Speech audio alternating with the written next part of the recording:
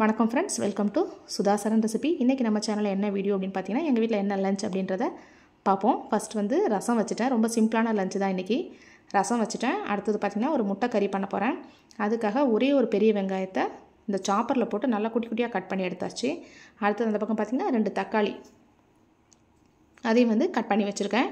இப்போ அடுத்தது இந்த வானலில் பார்த்திங்கன்னா கொஞ்சமாக எண்ணெய் ஊற்றிருக்கேன். எண்ணெய் சூடானதுக்கப்புறம் நம்ம கட் பண்ணி வச்சுருக்க வெங்காயம் சேர்த்துடலாம். வேறு எதுவும் தாளிக்கிறதுக்கு எதுவும் சேர்க்க தேவையில்லை. டைரெக்டாக நம்ம வந்து வெங்காயம் சேர்த்துருவோம். வெங்காயம் சேர்த்துட்டு வெங்காயம் நல்லா வதங்கணும். நல்ல ப்ரௌன் கலரில் வதங்கணும். அப்போ தான் வந்து டேஸ்ட் நல்லாயிருக்கும். இப்போ இது வந்து நல்லா வதக்கிக்கலாம். வெங்காயம் நல்லா வதங்கினதுக்கப்புறமா நம்ம தக்காளி சேர்த்துக்கலாம். அந்த தக்காளி கட் பண்ண வச்சுருங்களா, அதையும் வந்து நான் சாப்பரில் சேர்த்து நல்லா குட்டி குட்டியாக அதையும் கட் பண்ணிட்டேன். ஏன்னா அந்த முட்டை கறி பண்ணுறதுக்கு நல்லா கிரேவி திக்காக இருந்தால் தான் நல்லாயிருக்கும். நம்ம தேங்காய் எதுவும் சேர்க்க போகிறது கிடையாது திக்னஸ்க்காகலாம். இந்த வெங்காயம் தக்காளி மசாலாவோடு சேர்ந்து திக்காக வர்றது தான். அதனால் நம்ம வந்து குட்டியாக கட் பண்ணோன்னா அந்த கிரேவியும் நல்லா திக்காக கிடைக்கும். அதுக்காக தான் அப்படியே காமிச்சிட்டே தம்ப்நெயிலுக்காக ஒரு ஃபோட்டோ எடுக்கணும் அப்படின்றதுக்காக கொஞ்சம் நேரம் வீடியோ அப்படியே காமிச்சிட்ருக்கேன். வேறு ஒன்றும் இல்லை. இப்போ அடுத்தது பார்த்திங்கன்னா வெங்காயம் நல்லா வதங்கிடுச்சு. நம்ம கட் பண்ணி வச்சுருக்க தக்காளியும் சேர்த்துருவோம். தக்காளியை சேர்த்து இதையும் நல்லா வதக்கிக்கலாம். இஞ்சி பூண்டு பேஸ்ட் எப்போவுமே அந்த எண்ணெய் வச்சது ஊற்றுனதுமே சேர்த்துறாதீங்க. எல்லாமே அடி பிடிச்சிட்டு ஒரு மாதிரி ஆயிரும். இந்த மாதிரி வெங்காயம் தக்காளி சேர்த்துட்டு அதுக்கப்புறமா இஞ்சி பூண்டு பேஸ்ட் வந்து எப்போவுமே எந்த கிரேவி கறி பண்ணாலும் அந்த மாதிரி சேர்த்துக்கோங்க. இப்போ வந்து கருவேப்பிலை கொஞ்சம் சேர்த்துட்டேன்.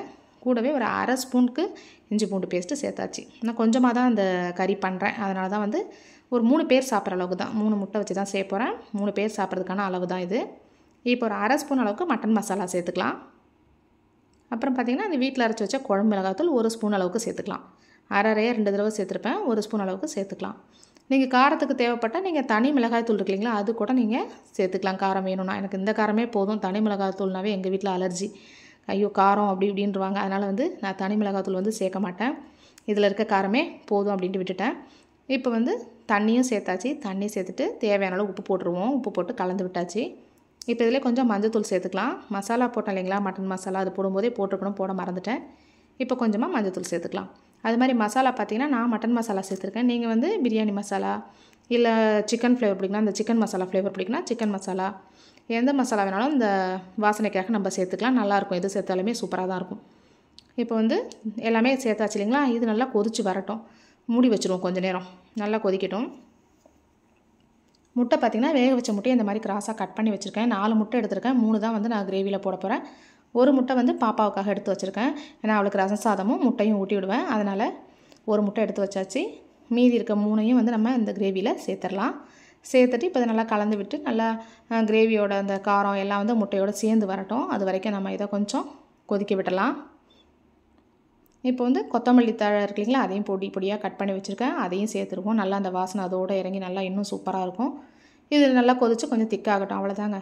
இந்த கிரேவி பார்த்திங்கன்னா ரொம்ப சூப்பராக இருக்கும். நீங்கள் எந்த சாதத்துக்கு வேணாலும் சைடிஷாக வச்சு சாப்பிட்லாம். இது சாதத்தில் போட்டு சாப்பிட்றதுக்காக தான் நான் இந்த மாதிரி வச்சேன். கொஞ்சம் வந்து அந்த கிரேவியாக இருக்க மாதிரி கறி இல்லைங்களா, அந்த குழம்பு அது போட்டு சாப்பிட்ற மாதிரி வச்சுருக்கேன். நம்ம இதே வந்து இப்போ சாதத்தில் பிசைஞ்சு சாப்பிட்டு ஒரு முட்டை எடுத்து வச்சு சாப்பிட்டுக்கலாம்.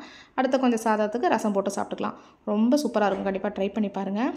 மற்ற வெரைட்டி ரைஸ்க்கும் வந்து நம்ம இதை சைடிஷாக வச்சு சாப்பிட்லாம். பிரியாணி அது மாதிரி வெஜிடபிள் பிரியாணி செய்கிறோம், அது புலாவெலாம் செஞ்சோன்னா இது சூப்பராக இருக்கும் சைடிஷாக. அதே மாதிரி சப்பாத்தி, இட்லி, தோசை எல்லாத்துக்குமே செம்மையாக இருக்கும். கண்டிப்பாக நீங்களும் ட்ரை பண்ணி பாருங்கள். ட்ரை பண்ணி பார்த்துட்டு டேஸ்ட் எப்படி இருந்துச்சுன்னு கமெண்ட் பண்ணுங்கள். நம்ம சேனலை சப்ஸ்கிரைப் பண்ணாதவங்க சப்ஸ்கிரைப் பண்ணிக்கோங்க. நன்றி, வணக்கம்.